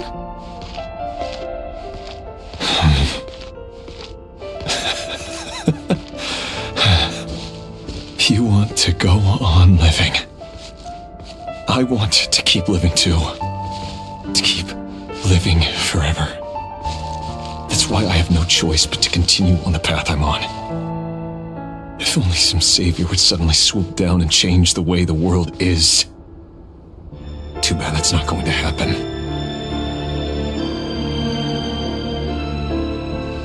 Imagine that. If there really were such a person, you and I wouldn't be standing here like this, would we?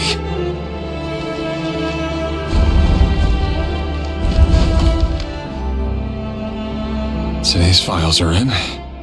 Time to wade through them just like usual. No, I don't get tired of it. It's my job. And not only am I lucky to have it, I'm good at it too.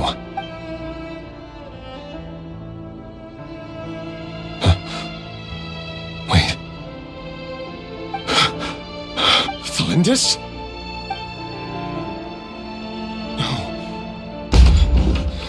No. Why? But you bear no mark of the Crimson Moon. How could you possibly have anything to do with them?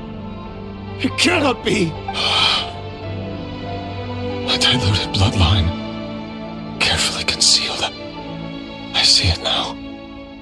What a fool I've been. Numbing myself with talk of justice. Even imagine. Irminsul. Finster King. How far up today it's the descendants of the Crimson Moon? Who will it be tomorrow? Will you not rest until everyone down here is dead? No. This cannot go on. This is where it...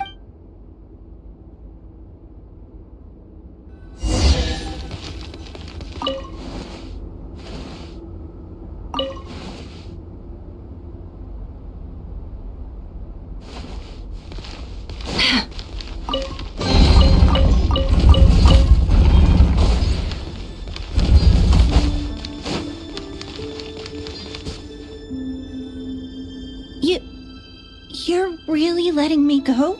I am. As long as you can guarantee that no one will find you. Don't worry, I'll be extra careful. But... if you let me go, you won't be able to Good point. In that case... No, please! I just want to see the outside world again. To... Go on living? Yes. I know you're a man of your word. If I let you leave, what will become of me? But remember, don't let anyone know you were caught. We'll be seeing each other again very soon if you... Even shadows in the dark must live by a code. But you can't save everyone. You've been whispering in my ear for days now, Vedifilnir. What are you trying? I only say this because you long for an answer to your problems. Let her go, Rerir, or you risk losing everything. I will not abandon Thelindis. Then you'll need a little more vigilance and a lot more power. The world is changing, Rerir. Keep your eyes peeled for your moment of opportunity. And that voice used to be so unclear. But now I know exactly whose it is. It's Vedifilnir. He won't tell me how to actually resolve any of this, but he keeps trying to manipulate me like a puppet. Tell me then, what will this moment of opportunity look like? And no answer. He's like... So, the Eclipse Dynasty was purging, well, massacring the descendants of the Crimson Moon. And it seems like it was all connected to the Vinster King's research. The King's obsession with abyssal power left the future of Khaenri'ah hanging in the balance. No wonder every aspect of Rerir's life was so unstable. And it looks like this Thelindis, Rerir's would-be fiancé, herself belonged to a sub-branch of the Crimson Moon Dynasty's descendants. It almost defies belief that a couple like them could hide the truth from each other for so long. If the Vinster King hadn't intervened in such a drastic way, they might have gone on deceiving each other for the rest of their lives. And why does Vedifilnir, Dainslif's older brother, keep talking in Rerir's head? This guy kept more... The human mind is like a vast desert of shifting sands. When you follow the flow of someone's memory, time for something a bit more We've been inside Rerir's mind this whole time. There's already enough clues on the board to start reading between the lines and mapping out. Now, we can finally begin to put the pieces together. Sure, it'll only be a reconstruction, part simulation, part reasoning. But once we've built up a cognitive profile, we just need to cross-check the logic behind his actions. And then we'll be able to take a sneak peek at whatever it is that Rerir has really been up.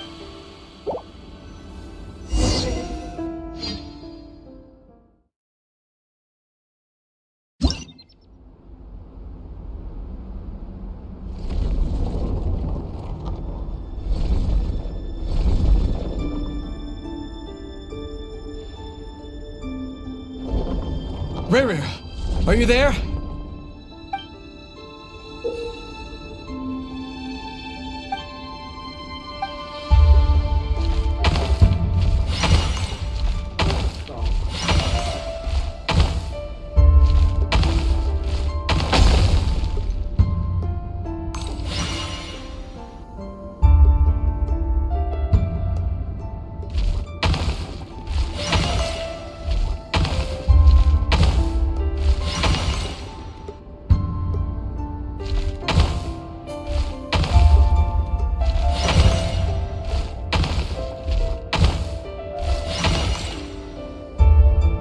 Rerir! Come out, it's urgent! Dane? What's wrong? Quick, come with me. I'll explain everything once we've met up with the others. Okay. I'll come. But Thelindis is still over at the Universitas. I'll need to leave her a note. All right then, but make it quick. I've never seen Dane so worked up before. Whenever the...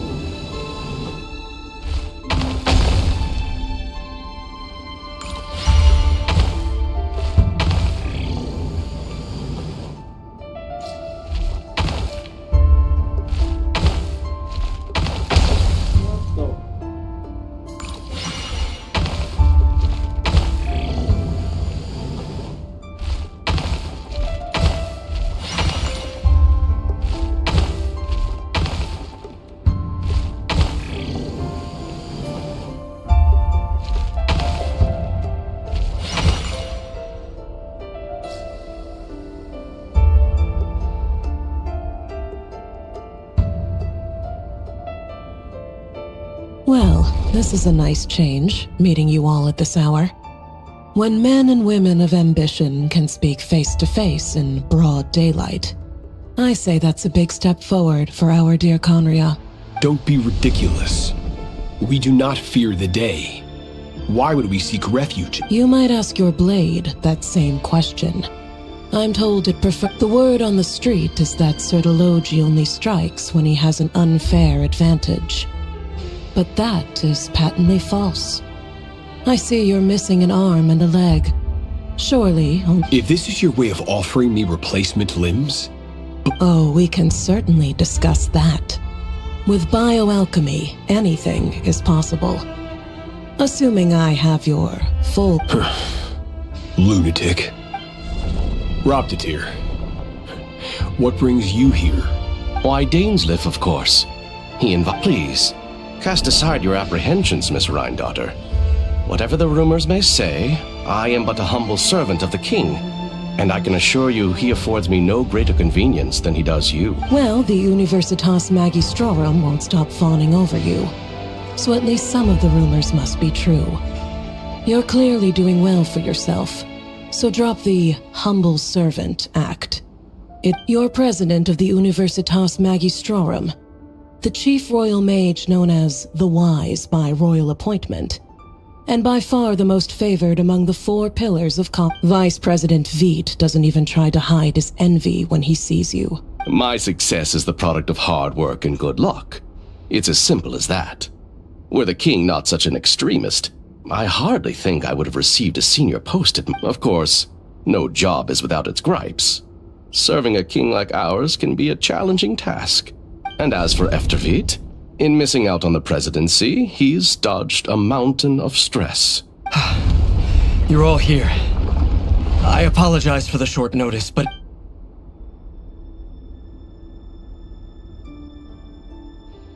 You must be Rerir. Mr. Sertologi. Yes, I handled your case file during your sentencing. Nothing personal, of course. I'm pleasantly surprised that you remember me. You're clearly a person of substance if you've been invited here. But Dainsleif, you'd better have a very good reason for convening this little gathering. It's my brother, Vedofenir. After he spoke at the court this morning, the king was so infuriated by his words that he had him blinded in both eyes and thrown in prison. Vedofenir in prison? Strange. I thought the king trusted him and Horoptatir more than anyone else in the... Does this mean the king's circle of trust just got even smaller? It has nothing to do with trust. It's about what the king wants, which is as clear as I simply appease him, because it's in the best interests of the Universitas. And also because you're slimy. Vedofenir, perhaps less so. But still, a visionless visionary? It rather inclines me to think that qualifications are not what get you ahead in Conria. Do you honestly think this is an important discussion to be having right now? Dane, what are you planning to do? Rescue Vedofenir, I assume. Correct. It will mean storming the palace by force. Tonight. That's far too dangerous. And don't forget, Dainsleif, you're captain of the Royal Guard. You swore an oath. You've been planning this for a while, haven't you? I have no desire to commit treason. But whatever critique the king may have of Vedofenir, disfiguring your most loyal subject for putting the best interests of his court and nation first, this is not the conduct of a wise ruler. My blade will force the king to see the error of his ways. So, Vedofenir's prophecy enraged the king. I'm sure it wasn't what he wanted to hear, but if he won't take counsel even from the visionary, that is deeply troubling news. The extent of His Majesty's madness is now all too clear. The question is, how does a man like me get out of this situation? You have noble ambitions, Dane. But I'm afraid they don't do much for a guy like me. I'm not interested in saving the world. All I want is a letter of pardon. A letter of pardon? For whom? The chances of the Vinster King issuing a pardon for anyone connected to the Crimson Moon seem vanishingly...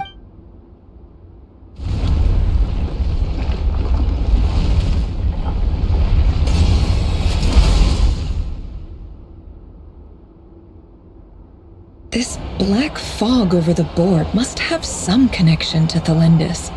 But why is it taking this form? Does it have something to do with Rary? Another mystery I'll need.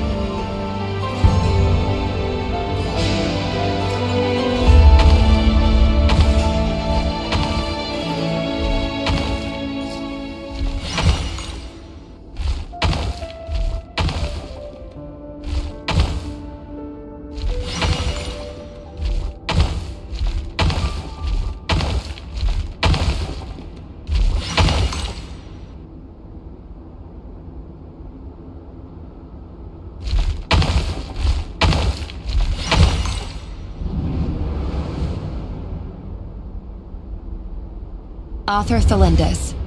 Over the course of this week, the research object was subjected to interference for a total of 60 hours for experimental purposes. Research dating back to the Crimson Moon Dynasty has established 2 points regarding Moon Marrow.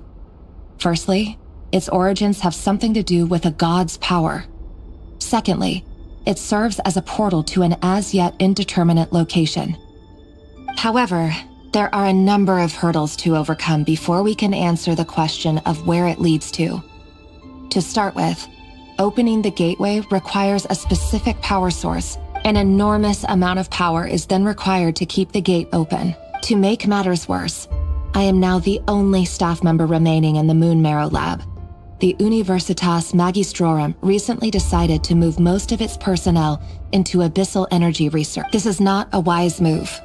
I have always maintained that placing all our hopes in a single source of power is risky, especially one as poorly understood as this, as well as making ourselves overly reliant on a single. I apologize if this comes across as disrespectful, but as a Moon Marrow researcher, I desperately, if we really made it there one day, what would we find? And how would we go about taming the unknown? My imagination.